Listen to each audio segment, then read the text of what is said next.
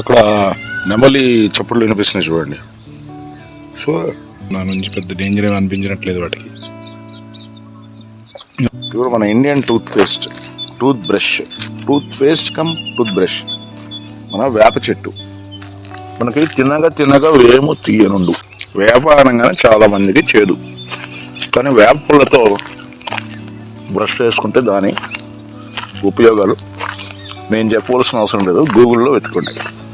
Being a psychologist ఇలా చెప్తున్నాడు ఏంటని కొంచెం ఆశ్చర్యం అనిపించవచ్చు మీకు. అయితే ఎప్పుడైనా సరే వేప కొమ్మలు ఏదైనా కోసినప్పుడు, ఏ చెట్టు అయినా సరే ఇప్పుడు మనం వేప గురించి మాట్లాడుకుంటున్నాం కాబట్టి, సో ఆ చెట్టుని ఆ కొమ్మ ఏదైనా కోసినప్పుడు, ఆకులు ఏదైనా కోసినప్పుడు ఆ చెట్టుని పర్మిషన్ అడగాలి మనం.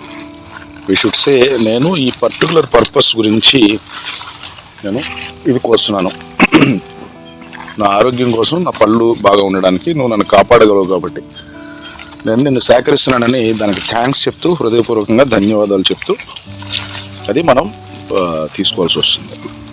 యాక్చువల్ ఏంటంటే కొన్ని గ్రంథాల్లో ఒకరోజు ముందే దానికి ఇన్ఫార్మ్ చేసి దానికి కొన్ని పూజలు ప్రక్రియలు అన్నీ చేసి ఉంటుంది. But I'm not getting in to that. అంటే కనీసం మనం దానికి థ్యాంక్స్ చెప్పి